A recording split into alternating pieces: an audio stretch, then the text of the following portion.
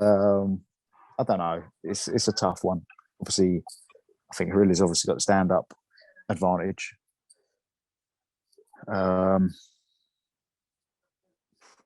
His wrestling is good, so I think it'd be an interesting fight. I think it'd be a good fight. Yeah, it would be very interesting. Maybe a decision. Maybe Harilla winning decision just through damage and just shots landed.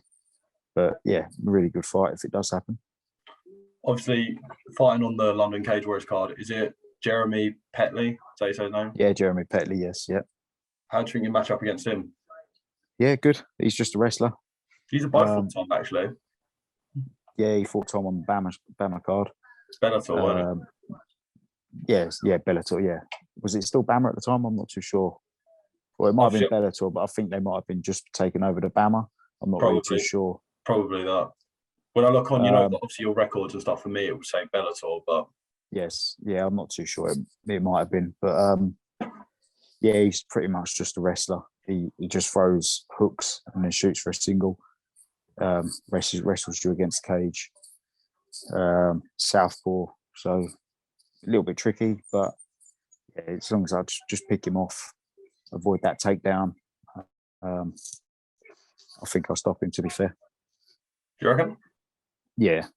What do you reckon? You'll finish him like punches or a sub? You don't have to like specifically, but yeah, I think I'll finish him with strikes, to be fair. I think it'll be a TKO finish. I think I'll probably drop him, hurt him too much, and then he'll probably just cover up and the ref will just step in, I think. But obviously he's been stopped a few times. He got stopped by Aidan Lee. So, but he hasn't fought too often, recently. I think his last fight was towards the end of last year, and then again before that was a long break in between. Do you pay attention? So a lot of some fighters I've spoke to will say they don't really focus at all. They leave it to their coaches on their opponent, but other people kind of keep up. You sound like you kind of keep up to date with your opponents and things like that. Yeah, I'll have a quick look, just to see what's going on, just to run over a bit of footage. But roughly, as soon as I know the type of fighter they are, that's it. We just get a game plan in place. As long as I just try and stick to what I'm good at, I think I'm one of the best in Europe. Obviously, my record shows that. My ranking shows that. The fact I've been fighting at this level for such a long time. For a while. It's like 17 and 8. Like, that's your record. Yeah. That's quite a lot of fights. Yeah, I think 11 of them have been on Cage Warriors as well. I've only pretty much fought, apparently, like the next prospects, are good guys coming up. So yeah, I think before I fought my Mads Burnell, I think pretty much three of the fights leading up to that were like, oh, this is the next newcomer, up and comer. He's hot prospects, and all pretty much most of them were unbeaten at the time as well. Yeah, and we've just got them out of the way, sort of thing. When you were just talking about that, obviously you was meant to find the next best thing. In your head you're thinking that, is that just from media and stuff, like building it up, like people like me, or is that you kind of get the hint from Cage Warriors? I'm not trying to get into your organisation. Yeah, no, it is obviously media, just obviously the promotions they've been fighting on before, like maybe their local promotions, and obviously they're dominating on them, sort of thing. So you're always going to get, if you've been dominating in your local, scene and stuff, you're the hot prospect out of that area. So, it's always going to be put on them, oh, this guy's really good, he's coming into Cage Warriors, sort of thing. So, yeah, it's like they stick them against me because I'm the old veteran. So it's like a test for them. If they can beat me, sort of thing, then they are the next best thing, sort of thing. So, do you have any interest in, like, obviously, if you win this fight and then next you'll be fighting for the title?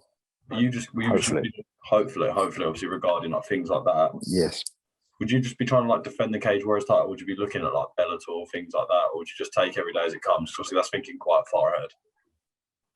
Yeah, do you know what it is? I know a lot of fighters that take every fight as it comes. Yeah, no, leading up to the Mads fight, thinking ahead is one of the reasons why it messed me up. I just had it in my head after beat Mads Burnell. that would have been a 5-fight win streak, beating Mads Bennell, who hasn't lost outside the UFC sort of thing, new champion. UFC was going to come into London a few months later, sort of thing. I was just thinking to my head, right, beat Mads Bennell, going to be champion, then you're going to be in UFC and all of this stuff. And it's just like a roller coaster. It just keeps on going. I can understand. And it just put so much extra pressure on you. It just messed me up. I overtrained. And obviously I didn't make the weight.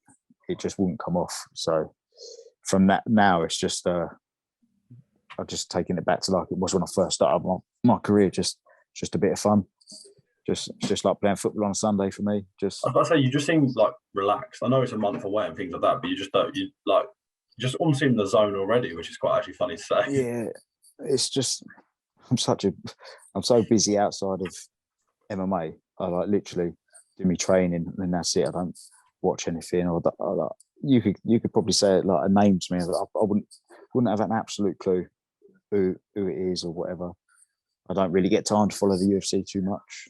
Just got my own business, obviously a wife, 2 kids, house, bills to pay. Do you know what I mean? It's after the training that MMA is the last thing I'm in my mind until sort of I get home and then I have to go training again, sort of thing. So, what business do you have? Heating engineer, so boilers, really? service, plumbing, all of that sort of stuff. Yeah.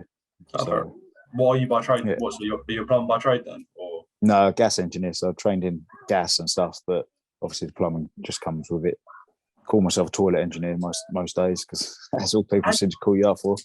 How do you fit that in as well as obviously like fighting for cage, or it must be a bastard and having kids as well? Jesus, hard, very hard. So like I train MMA twice a week. That's it. Really? Yeah, and that's all I've done for years. So your whole career for a while. Probably the start. Pretty much my whole career. I go sparring on Wednesdays. I go sparring on Saturdays. That is it. The rest is I just go to the gym in the morning, doing my own cardio stuff. I think the most I trained was for the Mads fight. I was strength and conditioning, boxing, everything, every day of the week, which overtrained me. Just weren't used to it and it just killed my body. Yeah. That's the hard. Do you know what I mean? That is the thing. I think to myself, if I had the time to train full time, what level could I get to? Do you know what I mean? I'm beating all these. I'm still where I'm ranked, only training twice a week. That's quite mental. Mental for me too. Yeah, it is hard. It's just I'm just so busy. At the end of the day, mortgage and bills come first, and obviously family and stuff. It's clearly working. Like, twice a week. But it's getting to that point where, obviously, the guys I fight, they're all pretty. Well, they early 20s, mid 20s, probably still living at home. All the young lads up and coming. Yeah. They haven't got the lifestyle that I've got, sort of thing. Mortgage to pay for, family, your own business to run. That's the thing. They probably have other jobs as well, but they don't have the family. They're not probably running their own business. They don't. Yeah, they work for a bit of extra cash. They don't work because they sort of have to. So they get to train 4 or 5 times a week, twice a day, jiu-jitsu, everything. Yeah, and because of that and the level I'm at, they're the type of guys I'm fighting. So keep beating them. I'm just going to get to that level where I'm not going to be able to progress.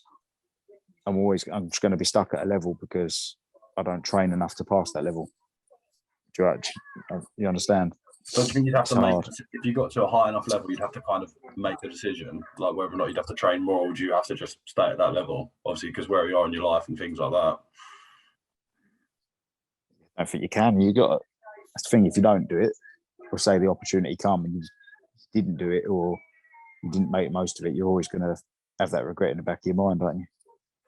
So it would be hard. Obviously, I work for myself, which is nice. So I can pick and choose when I want to go to work, and then maybe I could throw in a few more training sessions, sort of thing, specifics to help improve that game. But yeah, it is a hard decision, and it's, always plays in the back of your mind that the what if sort of thing. But it is what it is. Can't be helped. You must probably love the sport then. That's what I was saying. Like, you must still get lots of enjoyment out of it. Yeah, I just like competing. Just the excitement sort of thing. Just when you're standing in there, I don't know. It just does something to you. I'm just not I used to play football all the time, but I just don't really like team sports because there's just always someone else to blame. Do you know what I mean? You always got to rely on someone else, and if it just don't work, and then frustrated, and then arguments and stuff happen. But individual sports, you've only got yourself to blame at the end of the day. Yeah, I get that a bit, like, because obviously I play rugby, and I get that a bit because obviously you can win, but you could feel like you've had a crap game, or you can have the opposite. You can lose, and you can feel like you've absolutely played out your skin, warriors fighting. Yeah, and then you start looking at other people thinking, well, if you pulled your fucking sock out, or done this, or done that, I mean, it's hard. How's cutting? Do you have a nutritionist, or do you do it all yourself? Nope, do it all myself.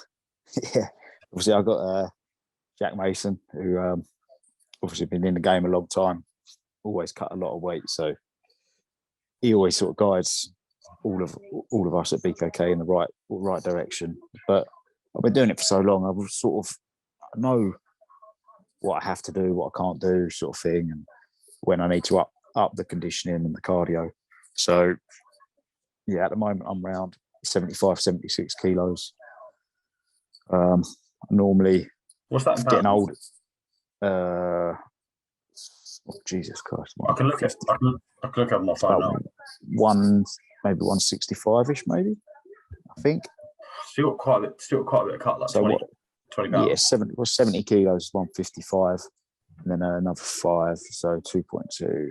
Yeah, so it's about 160, 166, 167. It's not too bad. I normally drop to around about.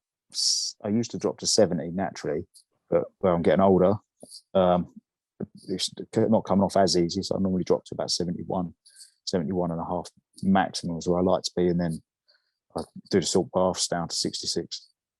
Wait, what was that last bit? Salt baths. Salt bath. So jump in a hot bath with some Epsom salts, just to draw the water out for half an hour, and then you jump in the towels another half an hour, and you constantly just keep cycling between, and you just basically just sweat yourself out. I think like the casual audience, like even your probably casual person that watches Cage Warriors, doesn't understand the amount that like fighters go through just to make weight.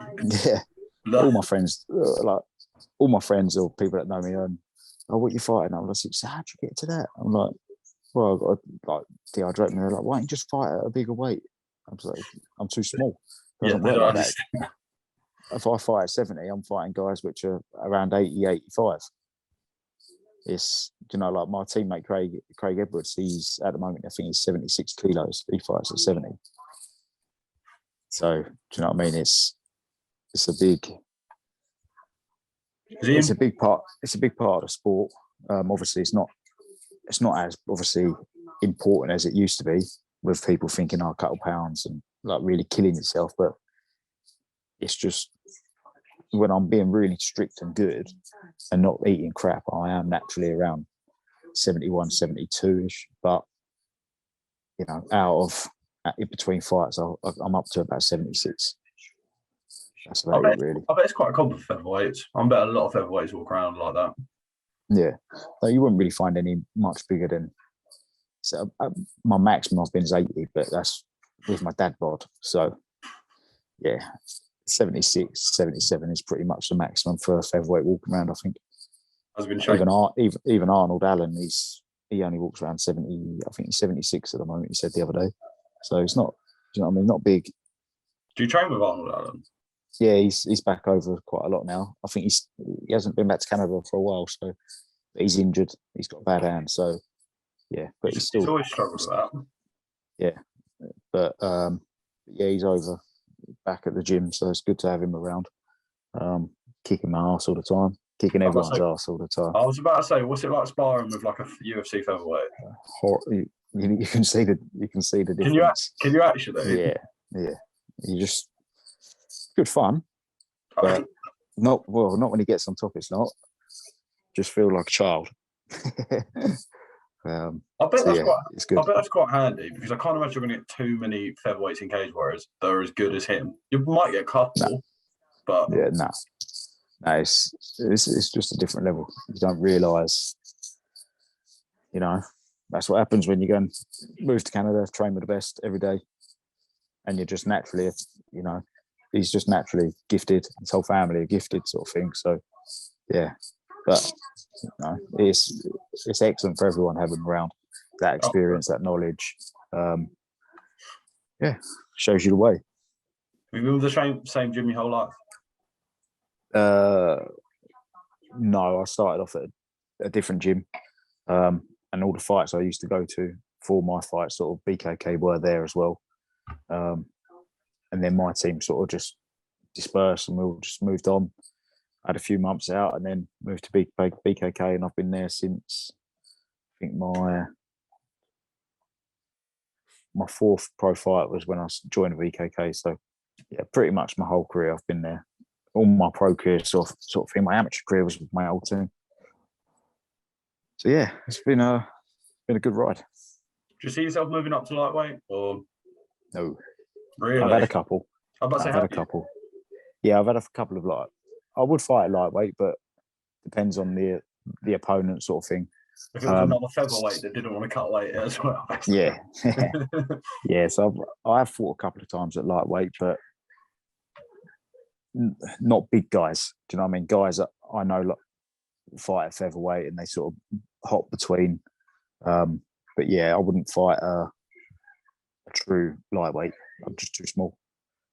Featherweight's 6 foot 5'9", 5'11". I say, could you really feel the difference between fighting a lightweight and fighting a featherweight? You probably trained. If you fight one of the top guys, yes, yeah. If they get on top of you, it is when you start getting tired, sort of thing. You can notice obviously the strength difference. It is a big difference. Not massive, but enough. Yeah, enough.